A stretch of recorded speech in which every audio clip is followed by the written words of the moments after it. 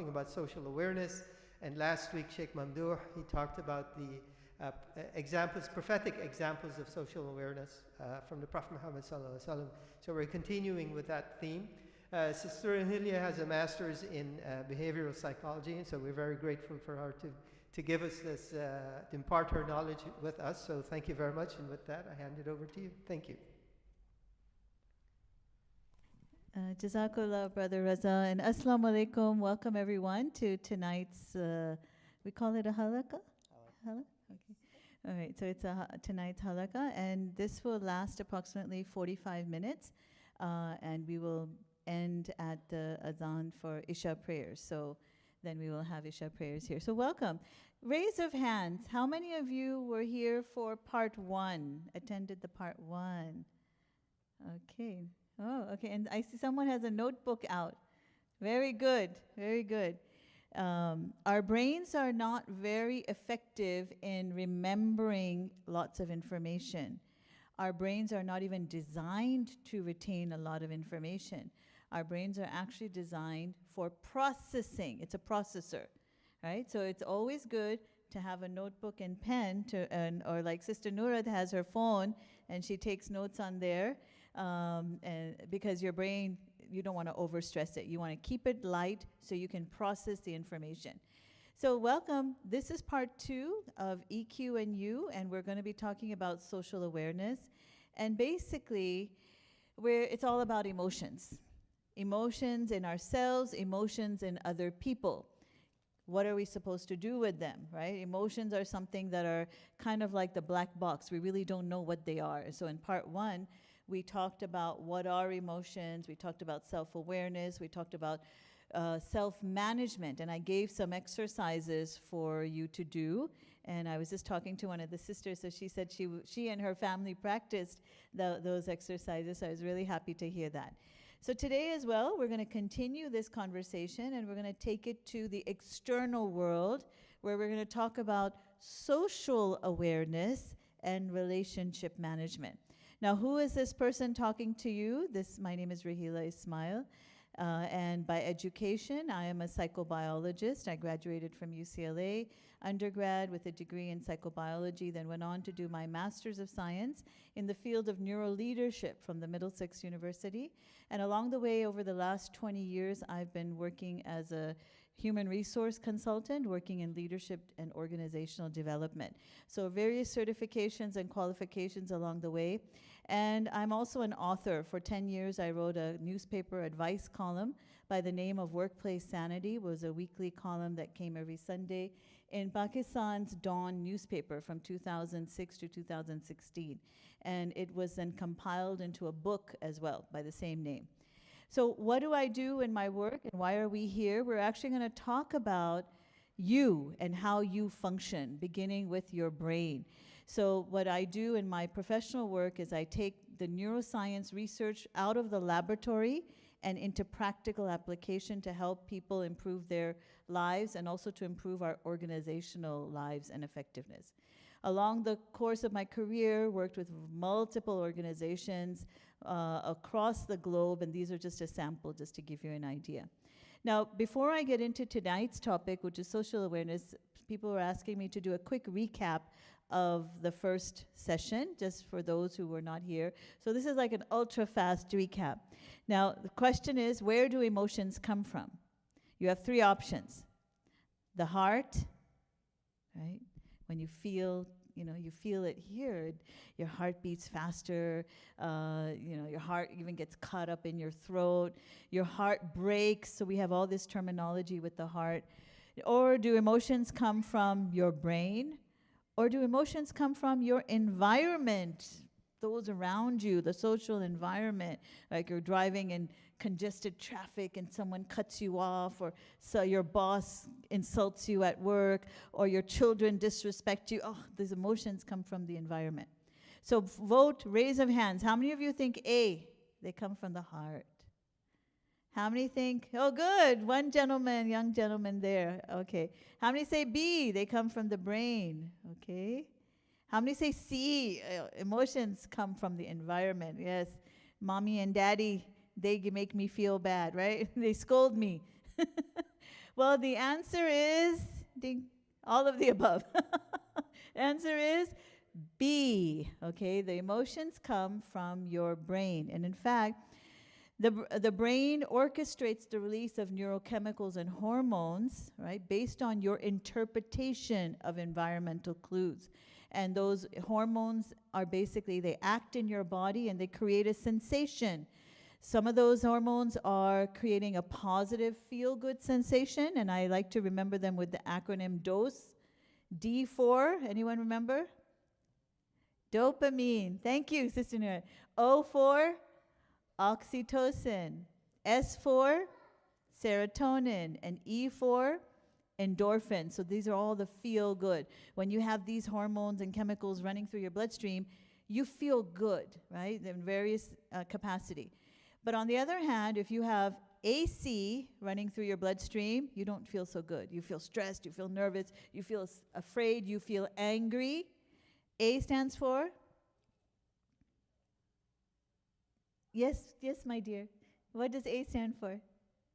Anger? Well, close, very close. Adrenaline, okay, very close. And C, cortisol, the stress hormone. So it's all orchestrated by the brain. It's how the brain is interpreting environmental clues and whether it's judging it to be good for us or it's bad for us. And based on the brain's judgment, evaluation, it triggers the release of a different cocktail of neurochemicals and hormones. And so the brain is an amazing instrument. In fact, your brain is so fabulous, I can cover this sentence and you can still read it. What does it say? Ice cream is definitely good, right? But you see how your brain can jump to conclusions. It can make assumptions. It looks for clues in the environment and relates it to what it has experienced in the past, and it makes a judgment. It makes a conclusion. But are those conclusions always correct? No. And that's where we get stuck, especially in our interpersonal relationships, our social interactions. So this is what we're going to be talking about tonight, developing social awareness. What is social awareness? What does it mean to be socially aware? And I've been listening to the khutbahs. I was listening, the Sheikh Mamdouh has also a Wednesday halaqah with the women. There's a women's group. He's also talking about social awareness and that. So it's been the topic of the month. But I'm going to put a little twist on it for you here tonight. We're going to look at it from a scientific perspective and help you to understand what's actually going on between human to human. So to get us started, I'm going to share a little experiment with you. There was a study conducted by Paget and Sheridan where they took groups of mice, right? So in the laboratory, they have lots of mice. So they divided into 3 groups, some mice. And they created different conditions that they placed these mice in. So listen carefully because I'm going to ask you a question, and you're going to have to tell me what you think the correct answer is. So the one group of mice, they put them in their home cage, meaning they were with other mice that they were familiar with, right? Uncle, auntie, cousins, right? Everyone is known to each other, they're comfortable with. So first group of mice was placed in the home cage. Second group of mice, they put in 12 hours of daily restraint stress. Restraint stress means that they shackle the mice up, they can't move, and they cover the cage with a black cloth. So 12 hours, this creates a lot of stress in the mouse and releases a lot of cortisol and adrenaline. Remember, the stress hormone. Third condition, so the third group of mice, they put in different cages. So Sister Nura grew up in cage A and I grew up in cage B. So this third condition was we were mixed up. So I was put in with stranger mice that I don't even know, unknown to me, and Sister Nura was put in my cage with strange mice she doesn't know. All right, so we were mixed up. So this was the third condition. Then what they did is they infected all 3 groups with a respiratory virus, something like the coronavirus, okay? And then they waited and they counted how many of the mice die. And they found 3 numbers came out. One of those conditions, 1, 2, or 3, you're going to tell me 8% of them died. Another one of those conditions, 15% of them died. And another one of the conditions, 70% of them died. I want you to turn to your partner and tell your partner, match them, 1, 2, 3, and ABC. Which one do you think? 1 goes with which letter? 2 goes with which letter? And 3 goes with which letter? So take 30 seconds, turn to your partner, and share. What do you think? Oh, what happened? IT support. We need IT support. What do you think? I think I was not paying attention. I don't hear discussion. 1 is home cage. 2 is 12 hours of stress. 3 is social reorganized, right? They're in different cages. So 8% died. Which one? Which one do you think the lowest amount died? 1. The ones who remained in the home cage, 8% died. How many said 8%? How many said 8%? You are right. If I had a prize, I would throw it to you. Like, yay, toffee, candy. Okay, catch, here. Okay, you got it. Okay, second condition, 12 hours of restraint stress. Now, the other numbers were 15% died or 70% died. What do you think? Stress, tied up in the dark. Yes, what do you think? 15% died? Anyone else? 70% died in this, imagine, being tied up for hours, 12 hours of the day, right? And then if that's what you say, some of you are 50-50. So let's have a vote. How many of you think condition number 2, stress, 15% died? I want to see raise of hand. 15%. Ladies? How many say 70% died in that condition? Okay, so majority is saying physical stress, physical pain is more stressful, very dangerous, 70% died. And then social reorganization, just put you in amongst of strangers. You go to a new masjid and there's strangers there, you don't know anybody. All right, that's kind of stressful, but maybe not as stressful as physical stress. Well, the answer is condition number 2. How many died? 70%. 70%? You are right. The maximum mortality rate was in the group that was number 3. It's not 70%. So number 2, only 15% died. Only 15% died. Number 3, social reorganization, 70% died. Now, why would someone die if you're infected with the respiratory virus, like COVID? It's a level of stress you are under. The more stress you are under, the higher level of cortisol, the more your immune system is suppressed. Okay? That's why when you're under stress and you're overworked, you catch a cold very easily, right? Nazla, zukam, fever, you get all this stuff. But when you're relaxed and you're not stressed out, you're more healthy. It's because of your immune system. So it means that social reorganization is even more stressful than physical stress, some type of stress. Think about it. That is why you might be in a bad job, but you still won't leave. Because it's comfortable. You're used to it. You know everyone there, right? It's, going to a new place, you're going to have to recreate your status and your standing and prove yourself and strangers. Why do people stay in bad relationships? Right? Maybe even physically abusive relationships. Well, it's more comfortable. It's the idea of going out and reorganizing and creating new relationships is more stress. Just the idea is more stressful than the stress that you're facing right now.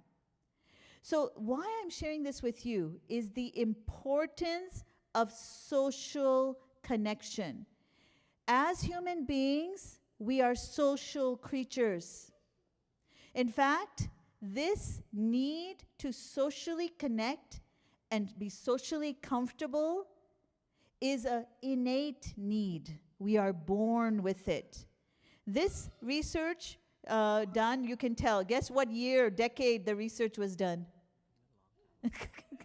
Who can tell by the hairstyle? 70s. 70s. Okay, so this research was done in the 70s. The top person is the researcher, and the bottom is a newborn baby. Okay? Now, the researcher in the first picture is doing what? Sticking out his tongue. What does the baby do? Stick out his tongue. Researcher opens his mouth wide. What does the baby do? Researcher makes a pouting face. What does the baby try to do? The baby is doing what? Mimicking, mirroring.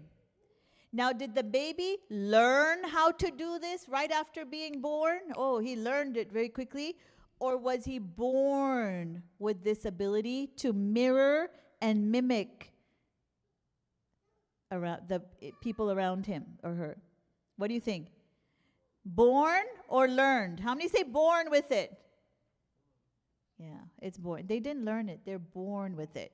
We are all born with this innate ability to connect and mirror other people around us.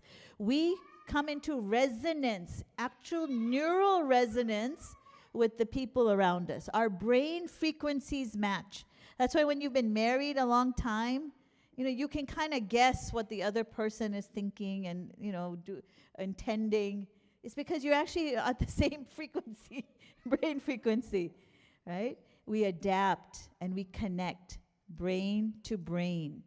In fact, we can actually measure this now. We can see from neural imaging when a speaker is speaking and a listener is listening, just by looking at their brain frequencies, we can tell whether they are in a state of rapport, harmony, or they are in a state of conflict. Like the listener is just not agreeing with what the speaker is saying. We can just tell by the brain frequency. So this is innate. And in fact, there is a book published by Dr. Matt Lieberman out of UCLA. He's a professor at UCLA, called Social. And he describes that just like human beings, we need oxygen to survive. We need air. We can't survive more than a few minutes without oxygen. We need social connection to stay alive. Elderly people who are isolated die quicker than elderly people who are in a family construct, a family environment, maybe with their children, with their grandchildren. Okay? Smokers. There's two types of smokers. I think I told you this last time. Solo smokers and social smokers. Smoking is bad anyway you do it, but they found there's a difference in mortality. Who lives longer? Social smokers live longer than solo smokers. It's because social interaction releases neurochemicals and hormones in our bloodstream that heal the body, right? They cure all the damage we're doing to it. And interestingly, to the brain, if I were to hit Sister Nurat or maybe break her leg, right? Chop her leg, twist her ankle. Physical pain? Would you feel pain? Or if I was in the masjid today, Juma namaz, and Sister Nurat came by and she said, Assalamu alaikum, and I looked at her and I just looked the other way. I ignored her. Guess what that is called? Where would it hurt, Sister Nurat, if I ignored you? That is called social pain. The interesting thing is that science is now telling us is that to the brain, social pain and physical pain, whether I hit Sister Nurat with the bat on the head or if I ignore her salam, the brain recognizes it as pain. The same brain regions activate in both conditions, physical pain and social pain. That is why so many research studies show that Tylenol, guess what? Tylenol, Advil, any type of painkiller, if someone has broken your heart, you don't actually need a lot of antidepressants. All you need to do is take a Tylenol or 2 or 3, okay? Why do you think that is? Why do you think Tylenol can mend a broken heart? Ease the pain. Because it acts in the same region of the brain that processes physical pain. So it numbs the receptors in that brain region. Okay, so those of you, if you ever have an argument with the boss or the spouse or mother-in-law, whatever, take a couple of Tylenol. It'll be all better in the morning. Okay. Now, what is social awareness then? Social awareness means someone who is socially aware is someone who, when you are in their company, you feel social reward or pleasure. You feel really good in their presence. Versus someone with low social awareness, when you're in their company, you feel bad. You feel rejected. You feel threatened. You feel put down. You feel small. You feel social pain. But the highly socially aware person, intelligent and social awareness, does not trigger social pain. They instead trigger social reward in every interaction, and that should be our objective. There's a lot of research out there, and one of the research studies actually summarizes hundreds of research studies on what are the triggers of social pain. So Dr. David Rock, who was also my professor during my master's, summarized these triggers into what we call the SCARF model. SCARF stands for status, C for certainty, A for autonomy, R for relatedness, and F for fairness. If someone is given positive SCARF, they feel social reward. They feel good. A lot of those feel-good dose hormones are being released into their bloodstream. If someone is taken away, diminished in their SCARF factors, you will actually trigger AC, the stress response. And so they feel threatened, they feel bad, they feel upset, they feel angry, they feel frustrated.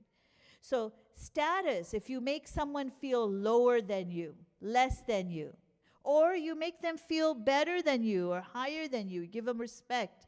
Status. Certainty, you let people know what to expect. You give information, you give clarity, you give direction. Versus uncertainty, you hide information. You keep things secret, hidden from them. Right? So one way you're going towards social reward, the other way you're going to social pain, pleasure and pain. Autonomy, you give people choices, independence, empowerment, versus you control them, you give them no choice at all. Relatedness, you make them feel like they're part of the group, they're accepted, they're welcome, they belong. Or versus you make them feel ostracized. Did you know in the olden days, when they really wanted to punish someone, they would kick them out of the tribe, kick them out of the village. They would seclude them, exclude them. What did they do to our Prophet ﷺ? Right? That's what they did. They excluded them. They kicked him out of Makkah with his whole clan. That is very painful. It's more painful than the physical suffering that they went through was the social suffering that was inflicted on them. Just imagine, right? And fairness. If there's a policy, if we have a procedure, it should be applied equally to everybody. There's no special privileges for some and special treatment for some and a different treatment for other people. Fairness, very, very important. So these factors we can give more of or we can give less of. If we give more of to people when they interact with us, we make them feel social pleasure. If we take away these factors when they interact with us, we make them feel social pain. This is for any human being, even children, okay? So don't think children are not human, right, children? We are humans too, right? Yeah, so it applies to every human being. Now, here's a rule I want you to remember. If you want to be socially adept, socially intelligent, then in every human interaction, you want to minimize the threat, the social pain, right? Keep in mind the SCARF factor, and you want to maximize the reward, right? Social pleasure. So what can you do? Let's learn one skill today. What can you do that by doing this one thing, all the SCARF, you're going to elevate? Don't look at the answer. What can you do? One thing you can do in your interactions. By doing this one thing, all those scarf elements you will take to the pleasure side. Any guesses? Say salam, okay? Smile. You see why these are sunnah? Imagine, look at how powerful this is. But there's even one more, even more stronger than this. Eye contact, okay? So I'm looking for another answer. Hug, okay? Respect.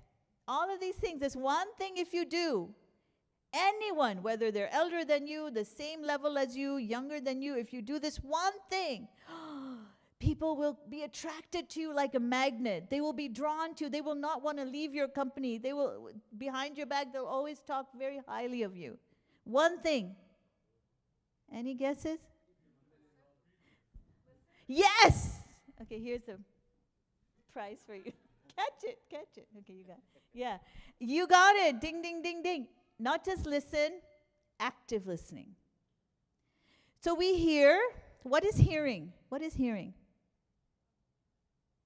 Hearing is basically sound waves bouncing off your eardrums. That's not listening. What's listening? Understanding those sound waves, interpreting those sound waves, okay, that's listening. What is active listening? What is active listening? Focus. Active listening is not just hearing, not just listening, understanding what you're hearing. It's letting the other person feel heard. That's active listening. You have to exhibit that you have listened and understood. Letting the other person feel heard. And Urdu, I say, those, how many people speak Urdu here? Any Urdu speakers? Na sirf sunna, magar sun ke samajhna, or sun ke zahir karna. Zahir, meaning you prove, you exhibit that I have understood what you are saying. You give proof of it. That is active listening. So I'm sure a lot of you have felt in your life experience, someone has really listened to you. I hope so. I hope so, right? You felt someone, oh my God, this person really understood me, really listened to me. What were the clues? What did they do that made you feel that? What were the clues? What did they do? Yes? What did she do? Mimic? They mimic. They kind of copy your body language, your tone of voice. Yes, we call that mirroring. Mirroring, very good.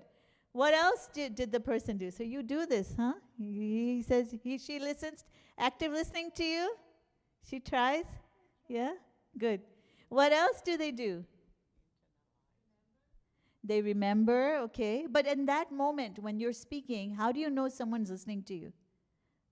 How do you know? Body language. What do you see in their body language? Eye contact, right? Their eye is not on their phone, texting, or here, there. They actually are looking at you. What else? See, Maria's like, I don't know. I can speak freely. That's not listening. Yeah.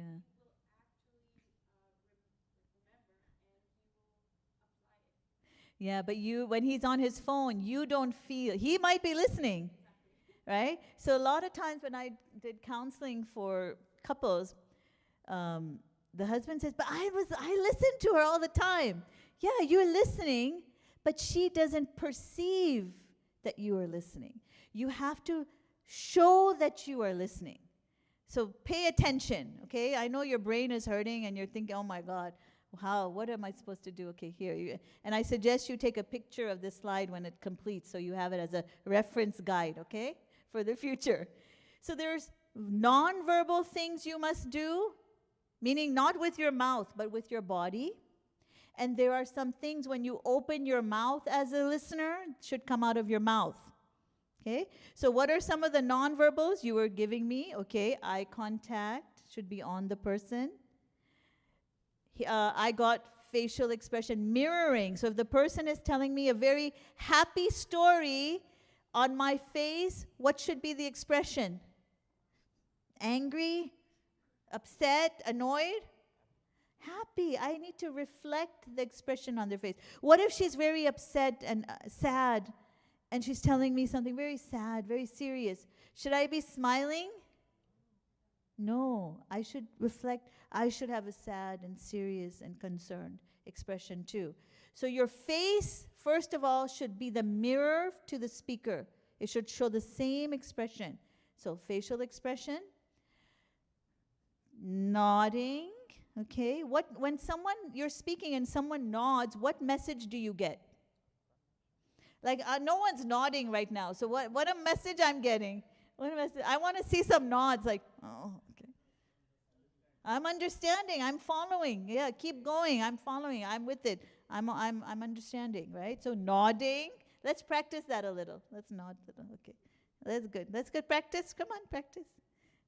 Ghar jaake bhi karna, okay? Yes, nod. Yes, good. All right. Open posture. What does that mean? Show me open posture. Yes, your arms are not crossed when the person is speaking. If you're speaking and I do this to you, Sister Nurad, what do you think? Yeah, you're blocking them. So be very conscious of your posture, open posture. Uncross your legs. Don't even cross your legs. That even at the subconscious level conveys to the speaker, I'm not being heard. Okay? So open posture and slightly leaning forward. Okay?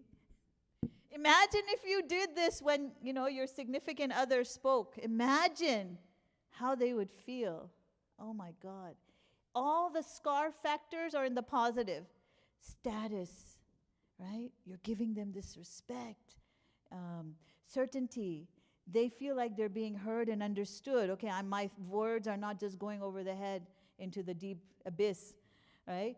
The facial expression is also giving them that feedback that I'm being heard and understood. Autonomy. They have the option to speak. You're not cutting them off. You're allowing them that freedom to speak. Open posture, relatedness, right? Leaning forward, again, the status, giving them that respect. Now, it's not just body language. You also need to open your mouth as an active listener. When you open your mouth, what should come out of your mouth?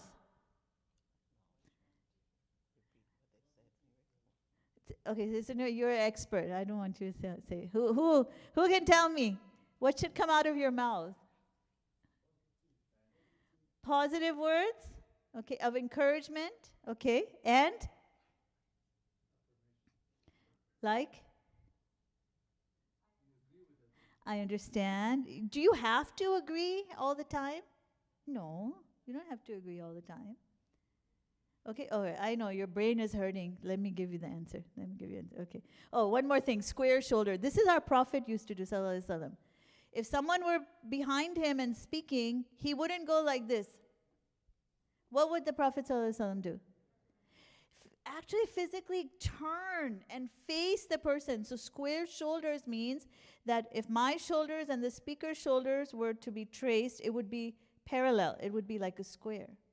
Okay?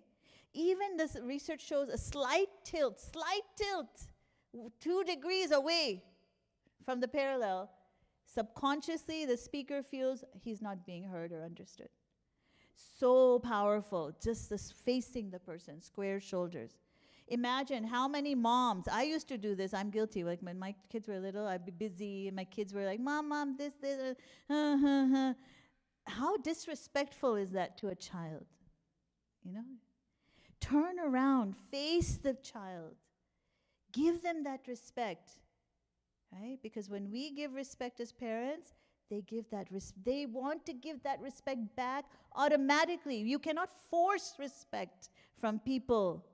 You have to give it in order to get it first. You have to be the one to give it first, right? So what should come out of your mouth? Filler words. What are those? Okay, I see, acha, ji, right? These are filler. They fill in the silence, but they show that you are listening and understanding. Filler words. Questions can also come out of your mouth where you are encouraging them to keep talking, because when you ask a question, the speaker responds to your question. So open question: who, what, where, when, how, but not why questions. What happens when someone asks you a why question? Why? Why did you do that? Questioning. Defensive. Defensive. Now you got to justify. You got to protect yourself. Prove. Right? That's not listening. You've changed the topic. You've taken the flow away from what the person was trying to convey to you. So open-ended: who, what, where, when, how, but not why. And closed question, kind of summarizing question. So what you mean to say, Sister Nurad, is that yesterday you called the shop and they didn't have your size available? Yes. Okay. The answer to a closed question will either be yes or no. And you want it to be yes because that shows that you were listening. Okay? And when a yes comes out of the person's mouth, they become very cooperative with you. The more yeses you can get out of someone's mouth, then you make a request to them, guess what the chances are they're going to say yes to that request.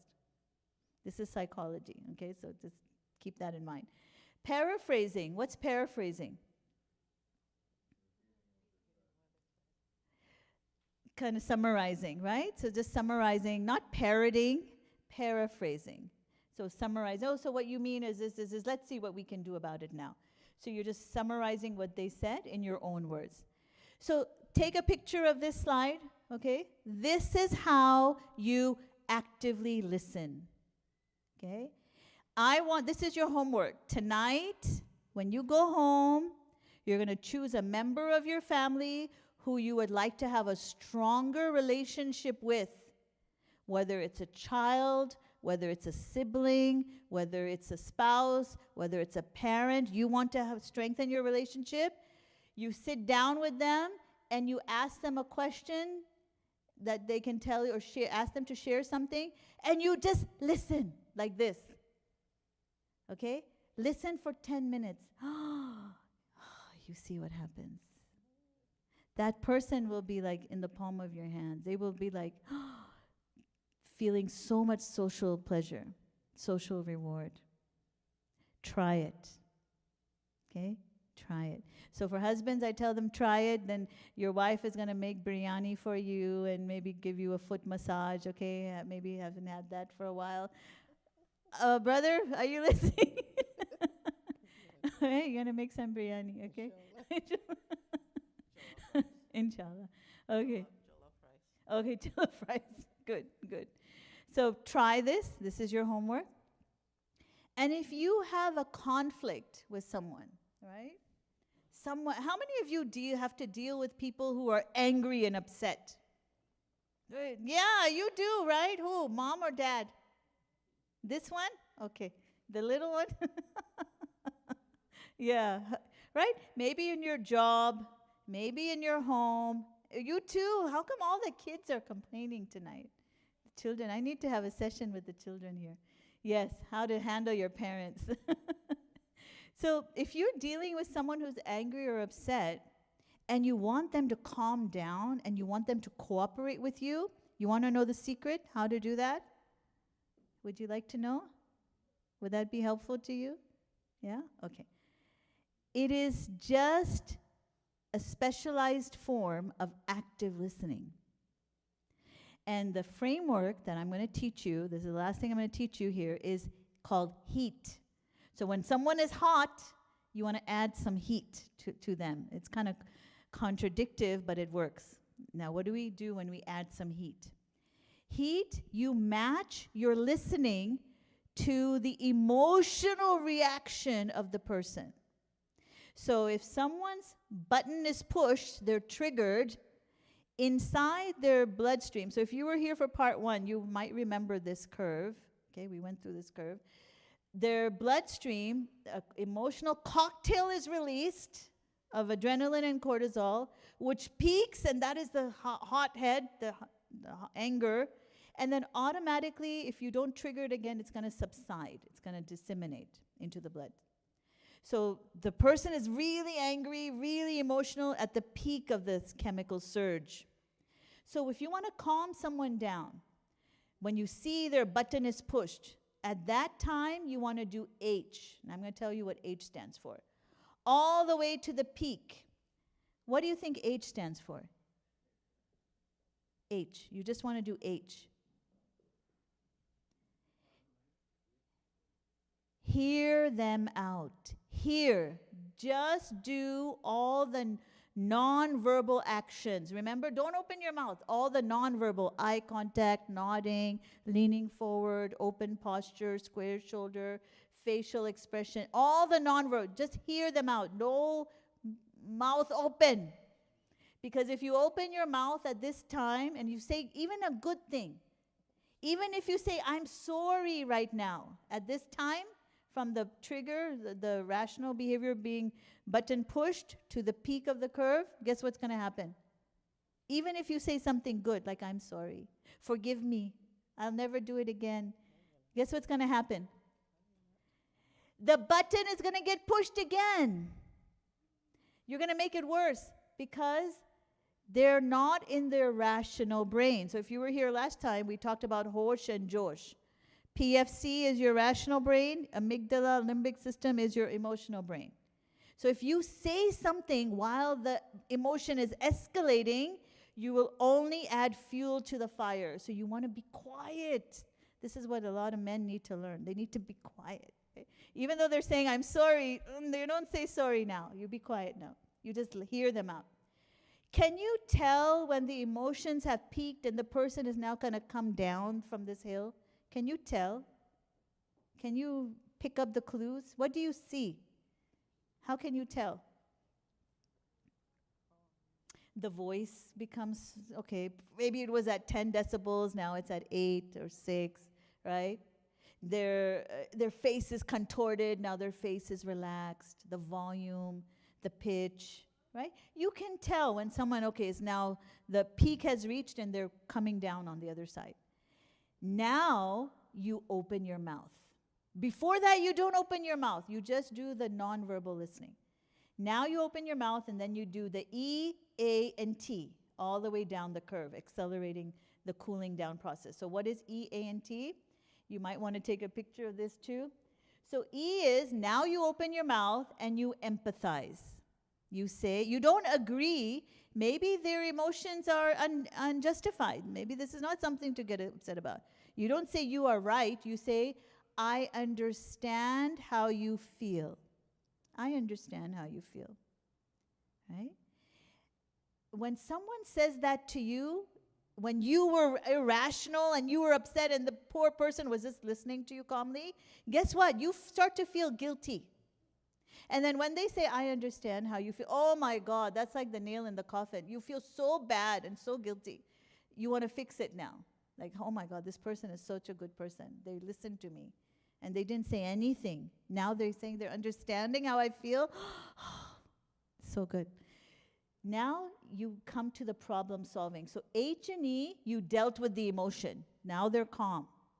Now A and T are problem resolution. You ask questions. Remember I said you paraphrase as an active listener and you ask open-ended questions or you ask closed questions? Here is where you want to ask 2 to 3 closed questions, where you know the answer is going to be yes. So let me see if I understood you correctly. You wanted to pick up the kids at this time and the car wasn't available for you then? Yes. And you were calling and yes. Now you don't want to go over 3 because then the person is going to say, weren't you listening to me? You might push the button again. Okay, so you don't want to do that. So 2 is good, maximum 3. Get a couple of yeses out of their mouth because what you're doing is you're programming and conditioning them to agree to the next thing where you're going to tell them the solution. Okay, let's do this now. So you make an offer to resolve the scenario, resolve the problem, right? Let's do this, and then you do it. And they will agree because you've conditioned them to say yes, yes, yes. And they feel heard, they feel understood, they feel socially rewarded. This works like magic. Okay? Listening. People think that the biggest insult you can give to someone is to curse them, to give abusive language to them. No. When you curse someone, when you abuse someone, you're still paying attention to them. The worst thing you can do to someone is ignore them. Some people give people the silent treatment. That's worse than confronting them. It's worse. And the biggest respect you could give someone, if you really want to win hearts, is to actively listen to people.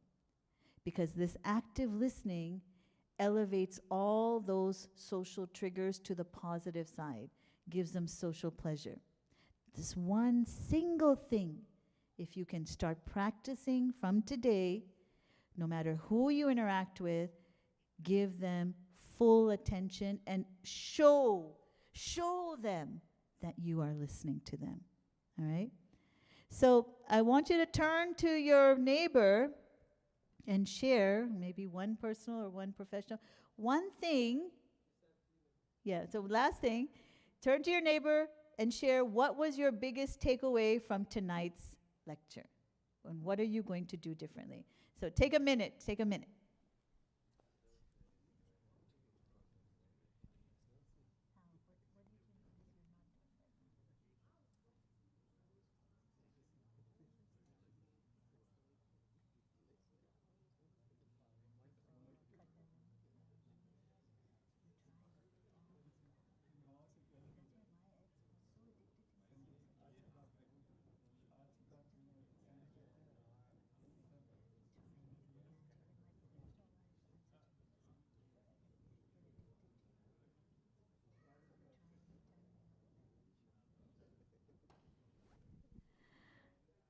Okay, so thank you so much, brother. So we're on time. So thank you so much for joining us this evening, and I hope that you have learned something that you will take back and apply in your own life, and also